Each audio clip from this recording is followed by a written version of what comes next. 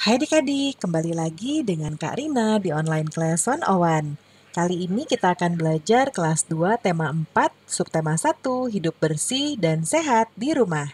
Di pembelajaran 6 kita akan belajar bahasa Indonesia, matematika, dan SBDP ya, di halaman 28 sampai dengan 34. Nah, adik-adik untuk melihat video lain, adik-adik bisa klik di kanan atas video Kak Rina seperti ini. Nanti adik-adik bisa lihat ada rekomendasi video dan pembelajaran lain sesuai dengan judulnya ya. Nah, kalau mau yang lebih lengkap, adik-adik bisa klik di kolom deskripsi seperti ini, lalu cari mau lihat kelas berapa. Nah, sekarang kan adik-adik kelas 2 ya, jadi bisa klik di playlist kelas 2, klik biru-birunya seperti ini. Nanti akan masuk ke playlist di kelas 2 adik-adik, dari tema-temanya semua ada di sini. Misalnya nih, adik-adik mau lihat kelas 2 tema 3, berarti klik di sini ya, kelas 2 tema 3, klik putar semua. Nah, ini adik-adik nanti akan diperlihatkan di sebelah kanan ada daftarnya ya, seperti ini. Nah, ini dibuat berurutan adik-adik. Jadi adik-adik bisa cari subtema keberapa, pembelajaran berapa, dan halaman berapa di sini ya. Di scroll aja ke bawah sampai ketemu ya. Nah, kita mulai adik-adik. Ini masih ada lagu membuang sampah ya. Ya, seperti biasa nanti dengarkan penjelasan Bapak dan Ibu guru ya. Nah, kita mulai membaca teks halaman rumah yang kumuh harus dibersihkan. Disadari atau tidak, halaman rumah terkadang jarang diperhatikan adik-adik. Ya, rumah berserakan, sampah berserakan, tanaman bunga juga jarang disiram. Tanaman bunga menjadi kering dan banyak juga yang mati. Nah, halaman rumah menjadi kumuh dan gersang. Kumuh tuh kotor ya adik-adik ya. Kemudian halaman rumah yang kumuh harus dibersihkan. Sampah-sampah harus disapu dan dibuang ke tempatnya. Jika perlu, sampah dapat didaur ulang. Salah satu hasil daur ulang adalah pupuk kompos. Tanaman bunga harus disiram setiap hari. Pot bunga juga harus tersusun rapi ya supaya indah. Halaman rumah akan terlihat rapi dan asri. Nah, adik-adik, apa sih isi teks di atas tadi? Lalu bagaimana pendapatmu terhadap isi teksnya? Nah, teks tadi berisi tentang halaman rumah adik-adik, tapi halaman rumahnya itu yang kumuh. Nah, halaman rumah itu harus dibersihkan secara berkala. Nah, sampah-sampah juga harus disapu dan dibuang ke tempatnya ya. Tanaman bunga juga harus disiram setiap hari. Nah, berikutnya ini ada halaman rumah. Ya, apa kesimpulanmu tentang isi gambar? Nah, ini ada tong sampahnya aja jatuh-jatuh adik-adik.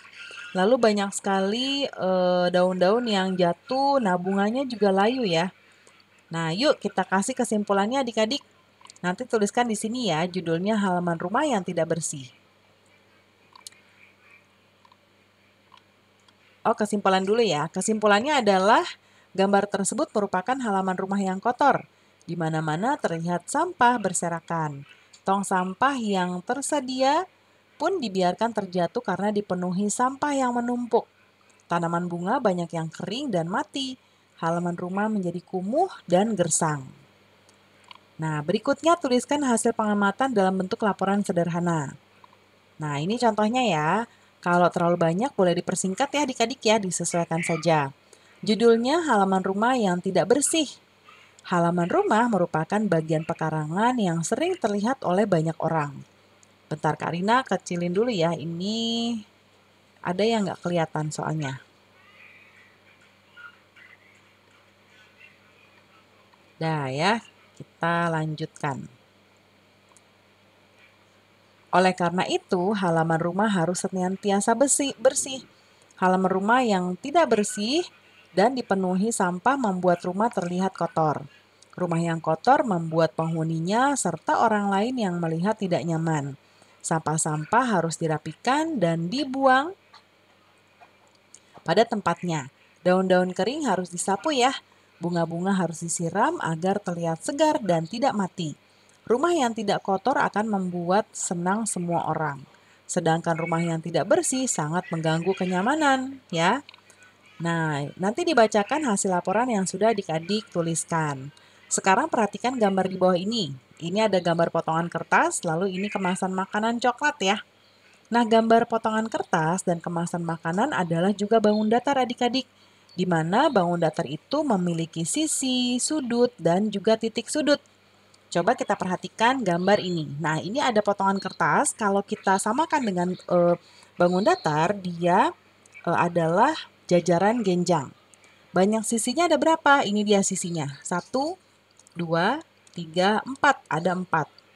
Kemudian sudutnya ini. 1, 2, 3, 4. Ada 4. Lalu titik sudutnya yang ini.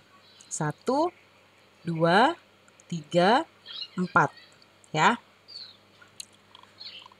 Berikutnya persegi panjang. Nah, persegi panjang ini juga 1, ini banyak sisinya, 3, 4. Ya, ada 4. Lalu sudutnya ada 1, 2, 3, 4. Ya, ada 4. Titik sudutnya juga ada 4. 1, 2, 3, 4. Ya. Nah, berikutnya dengarkan penjelasan gurumu tentang sisi, sudut, dan titik sudut pada bangun datar berikut. Nah, sisi itu ada di sini ya, adik-adik ya. Semua yang menyelimuti atau mengelilingi dari bangun datar tersebut. Kalau sudut itu yang seperti ini nih, di bentuknya yang seperti ini. Nah, titik sudut itu yang ada di pertemuan ujung sini nih. Nah, ini nih titik sudut ya. Nah, perhatikan gambar berikut, hitung banyaknya sisi, sudut, dan titik sudut pada bangun-bangun di atas. Nah, nanti diisi di tabel berikut. Ya, kita lihat tabel sebelah kanan. Yang pertama ini bangun segitiga ya. Sisinya ada 1, 2, 3. Ya, ada 3. Banyak sudutnya, 1, 2, 3. Berikutnya trapesium nomor 2. Sisinya ada 1, 2, 3, 4. Sudutnya 1, 2, 3, 4. Yang ketiga persegi, walaupun dia dibalik begini, ini bentuknya persegi ya. 1, 2, 3, 4. Sisinya ada 4. Sudutnya 1, 2, 3, 4. 4 juga. Lalu titik sudutnya 1, 2, 3, 4 ya. Nah, ini juga segitiga, tapi kalau tadi ini segitiga sama sisi, yang ini segitiga siku-siku. Kita sisinya dulu ya, 1, 2, 3. Sudutnya 1, 2, 3. Titik sudutnya 1, 2, 3. Kalau ini trapesium juga, kita mulai dari sisinya ada 1, 2, 3, 4. Sudutnya 1, 2, 3, 4. Ya, titik sudutnya 1, 2, 3, 4 ya. Nah, sekarang coba kelompokkan bangun-bangun di atas, kelompokkan berdasarkan kesamaan banyak sisi, sudut, dan titik sudutnya. Nah, lalu yang nanti akan kita tarik garisnya ya dari kepiting ini atau kalajengking ini ke kotak-kotak ini. Ya, yang sebelah kiri bangun datar yang berbentuk segi 4. Lalu bangun datar yang berbentuk segitiga. Nah, kita lihat aja dari sini dari nomornya ya. Nomor 1 kan segitiga, jadi masuknya ke sini. Yang nomor 2, dia trapesium. Kalau trapesium itu masuknya ke seginya segi ada 4. Masuk ke sini. Lalu yang nomor 2 tadi, ini salah Karina nih. Panahnya bukan ke sini. Ada di nomor 2 ke sini. Lalu yang nomor 3 ini persegi, dia juga masuknya ke sini.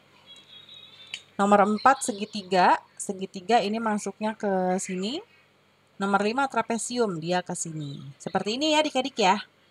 Nah, pembelajaran kita sudah selesai adik-adik. Terima kasih sudah menonton sampai akhir. Mohon dimaafkan apabila ada kesalahan dalam perkataan maupun dalam materi yang diberikan. Sampai jumpa di pembelajaran berikutnya. Dadah!